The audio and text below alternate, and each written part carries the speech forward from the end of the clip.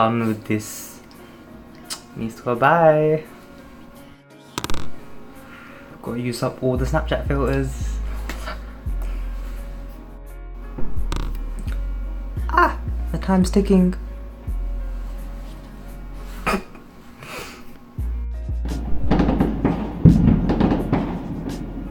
And that's a new decade. Hey, these fireworks. No. What are these fireworks?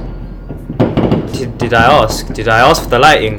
What if oh, that's quite nice. What if I wanted to sleep? What if I wanted to sleep? No one asked. No one asked. No one asked. No one. Did you ask? No, I didn't. Just didn't. I got a heart made of fool's gold. Got me feeling so cold. You keep chipping away. So, might have just been 6 months since I last uploaded. That's not the point. That's not the point. No, not the point. The purpose of today's video is actually to recap all of my 2019. And I understand I don't upload often. That's to do with A-levels, and simply due to the fact that I don't have many. I don't want my YouTube channel just to be filled with videos that I don't have any interest in looking back at. The reason I enjoy my YouTube channel is because I remember what it's like during those periods of times. So just get something for me. So obviously, like I said, I'm going to recap all of 2019. I think there's no better way to start. The fact that this video will actually be uploaded probably on the 1st of 2020, which is a new decade, obviously. And it also marks the anniversary, whatever, of when I started the channel. I did start the midnight into the 1st of 2019. It's quite nice. Anyway, in January I had a lot of running competitions. It was carrying on from the November cross-country season 2018, and I had my first Essex Championships, which was a really big event simply because I didn't used to run a lot. I wasn't very sporty and stuff, so that was quite a momentous occasion, I guess you could say. And I didn't do too bad. It was really difficult. I think there was like 150 or something like that. I came like top 30, which is, yeah, it's alright. Following that, in the same month, I also got my mock results. These were the GCSE mocks from December, and at the time I didn't do that bad, but obviously it felt like I did terrible. So I guess that kind of marked when I started going off social media. I deleted my Snapchat. I think I deleted my Snapchat actually in like February, March. I deleted my Instagram, and I deleted some. No, I deleted Snap. I didn't delete Instagram. I deleted Instagram later. But yeah, marked. It showed that I could actually delete social medias without having adverse side effects, I guess. What's after that? So then you have the period of February up until June per se, but I'm not really doing much. Just revision, chilling with friends still, slightly becoming more serious. I think we have another same marks, maybe, I'm not sure. There was a whole interview process going to apply to my new school, the current school I'm at, alhamdulillah, which I got into, which makes me really happy still to this day. And yeah,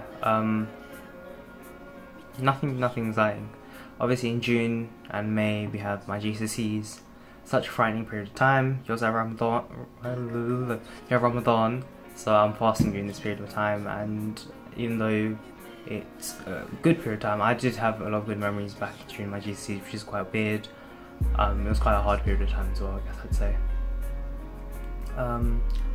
So fast forward to my summer holidays. Now that was one of the best periods of, I'd say one of the best time periods of my life so far. You had the NCS experience, and I was promising a video on that. Who knows what that is? So I met loads of great people there. It's a shame you don't really stay in contact with people that you meet, even though they say you will. I think it depends a lot. There's a couple that I still speak to, but yeah. Went to Wales, did some weird cooking stuff with them lot. These men could not cook to save their lives. See, this is why you do GCSE if you think like me, what can I say? But yeah, So you had the whole NCS experience. I was doing volunteer. I was doing a work experience at a hospital, which was kind of interesting. I met so many different people, so many different patients, and it really does open up your view. I think that was one of the most enriching experiences I've had so far. God knows what I was doing with this. I've got notes, so I don't lose track of where I am. And then obviously in summer I go to Turkey again. This time with my middle uncle and his family. I normally call him Major Mama because I'm Bengali and that. But yeah, that was a really fun holiday. Aqua parks, swimming, boat rides and stuff like that. Me almost dying. Yeah, that's a fun story. That's another story to tell.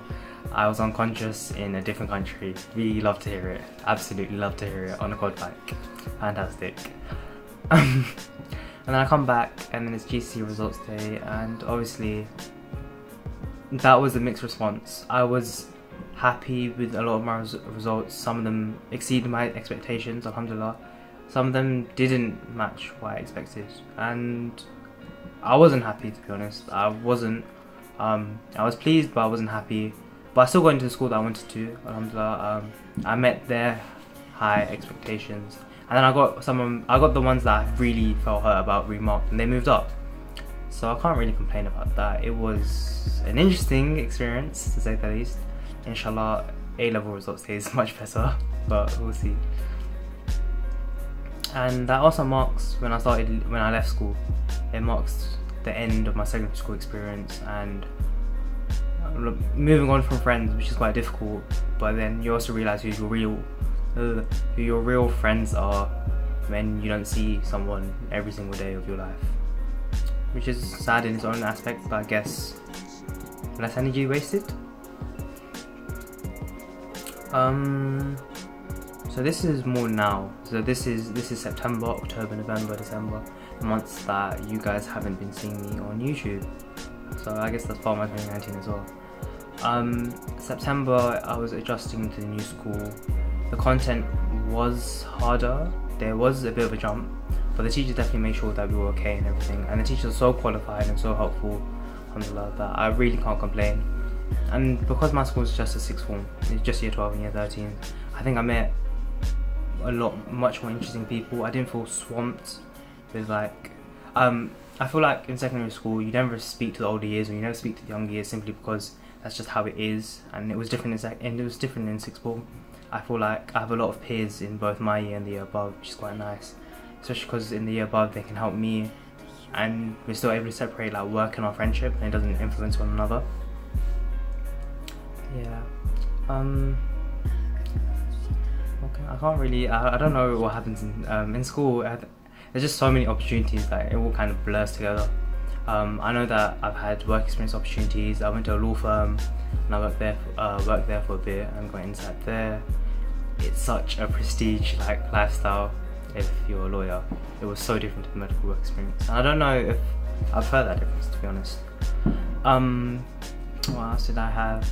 There was a live autopsy event, so I saw real lungs and a heart. That was quite weird, quite creepy. There's been so much school drama, but then I realised I'm a fan of this video, so that's a bit weak.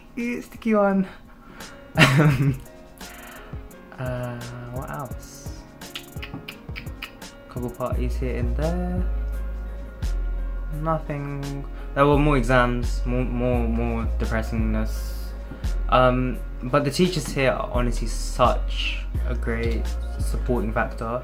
There have been so many times where I felt like, even though my ability's there, I feel like I'm not making any progress, or I felt like I was just struggling, and they'd always try and cater for that, or they try and, that was a massive fire, or they'd try and just make sure that I was okay.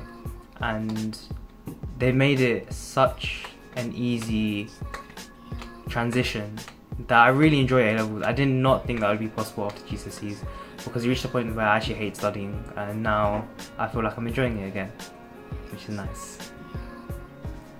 In case people are wondering, the subjects I took for A-level were biology, chemistry, history and philosophy. That allows me to go into law and medicine, both of which I've done work experience at.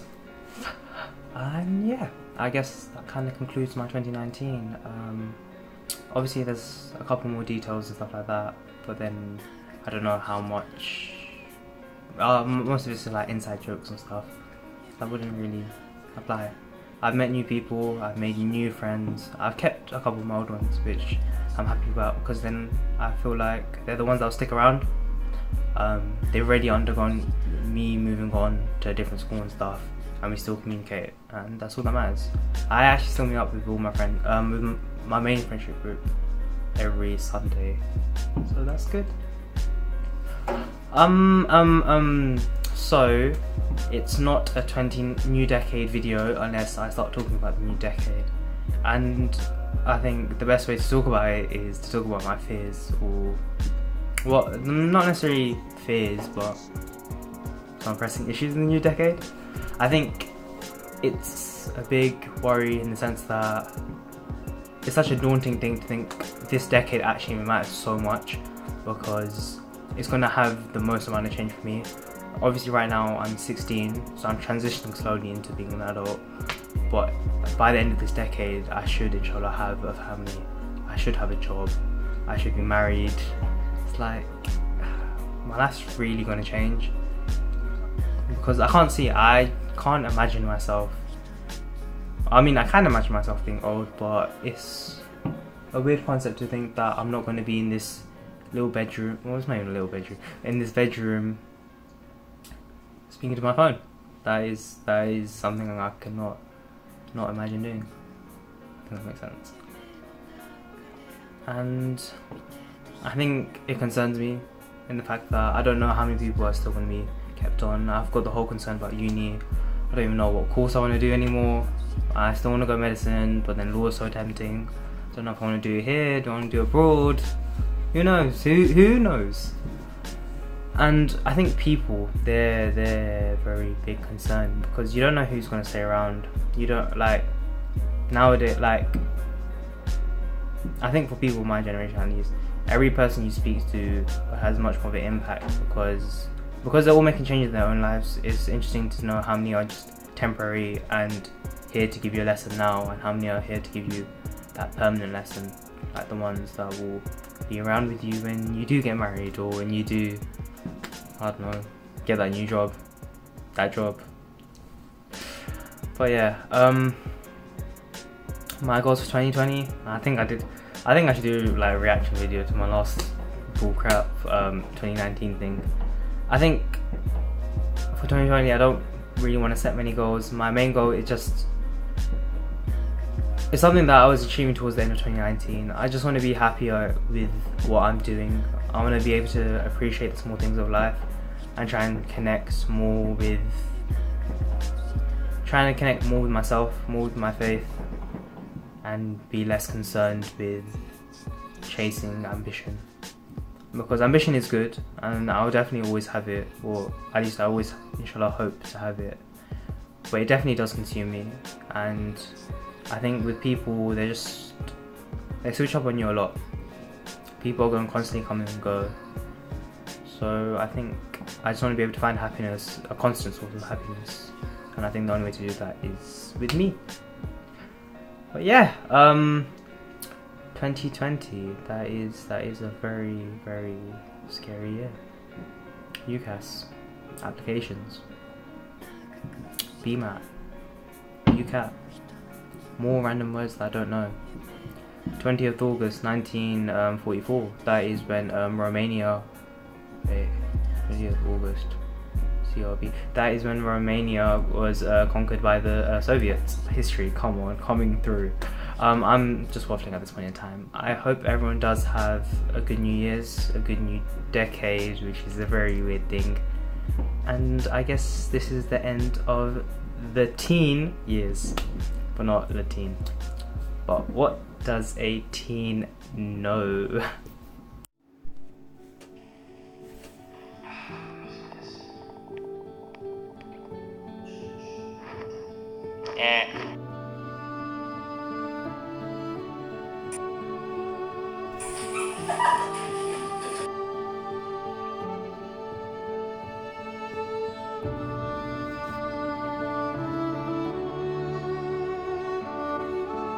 Oh, this is a shambles. Oh, you've been bonding in here, Nemo. Alright, start wafting the smoke before the alarms go off. He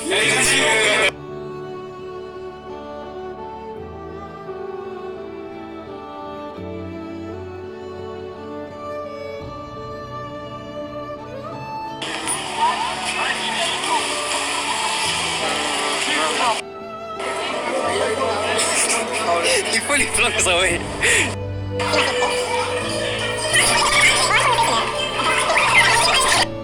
Go on, Simon, you can be my snap.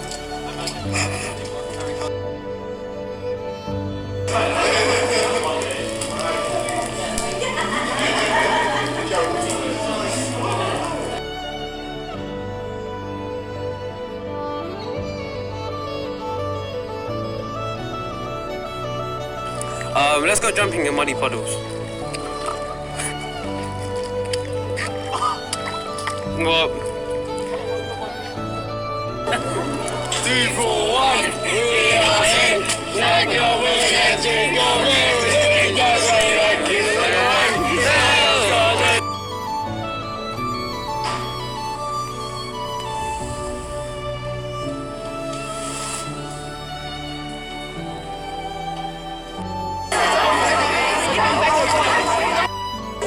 She